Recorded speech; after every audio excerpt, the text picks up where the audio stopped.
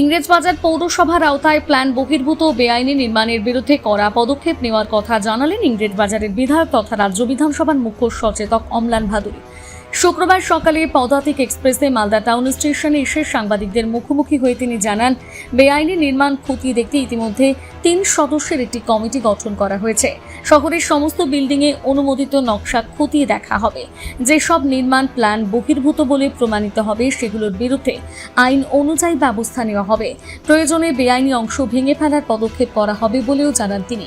পাশাপাশি ইংরেজবাজার পৌরসভায় ওঠা দুর্নীতির অভিযোগ নিয়ে তদন্ত চলছে বলে দাবি করেন বিধায়ক। তদন্তে কোনো কাউন্সিলর বা ব্যক্তি দোষী প্রমাণিত হলে তাদের বিরুদ্ধে আইনানুগ ব্যবস্থা নেওয়া হবে বলে জানান তিনি।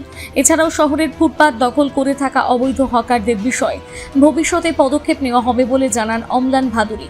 তবে গরিব হকারদের পুনর্বাসনের বিষয়টি গুরুত্ব দিয়ে বিবেচনা করা হবে বলে তিনি জানান। আমি খুব গর্বিত, কারণ আজকে আমাদের ভারতীয় জনতা পার্টি সভাপতি সুমিত সিং এবং আমাদের মুখ্যমন্ত্রী শুভেন্দু অধিকারী তারা আমাকে এই পদটার গুরুত্ব দায়িত্ব দিয়েছেন এবং তারা এটার উপযুক্ত মনে করেছেন। এই জন্য আমি তাদের উপর কৃতজ্ঞ এবং বাধিত, এবং এটা খুব একটা গুরুত্বপূর্ণ পদ বিধানসভায়।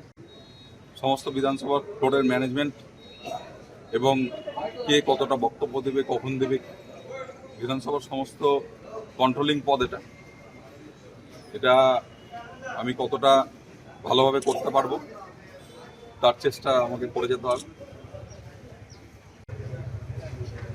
এটার উপরে নির্ভর করছে বিধানসভাটা কতটা ভালোভাবে চলবে এবং বিরোধী এবং যারা সরকারি দল তাদের মধ্যে কতটা সমন্বয় রক্ষা পাবে সেটা নির্ভর করছে। সমস্ত বিল্ডিং প্ল্যান যাতে সঠিকভাবে থাকে এবং যেগুলো বিল্ডিং প্ল্যান ভুলভাল আছে, যেগুলো বিল্ডিং প্ল্যান অনুযায়ী করা হয়নি, সেগুলো যাতে নিয়ন্ত্রণের মধ্যে আনা যায় তার জন্য একটা বিশেষ কমিটিও তৈরি করে দেওয়া হয়েছে। যে কমিটির তত্ত্বাবধানে এই প্ল্যানগুলো সুপারভিশন হবে এবং যেগুলো বিল্ডিং অবৈধ আছে সেগুলো ভাঙা হবে অথবা আইন অনুযায়ী যে ব্যবস্থা হয় সেগুলো হবে।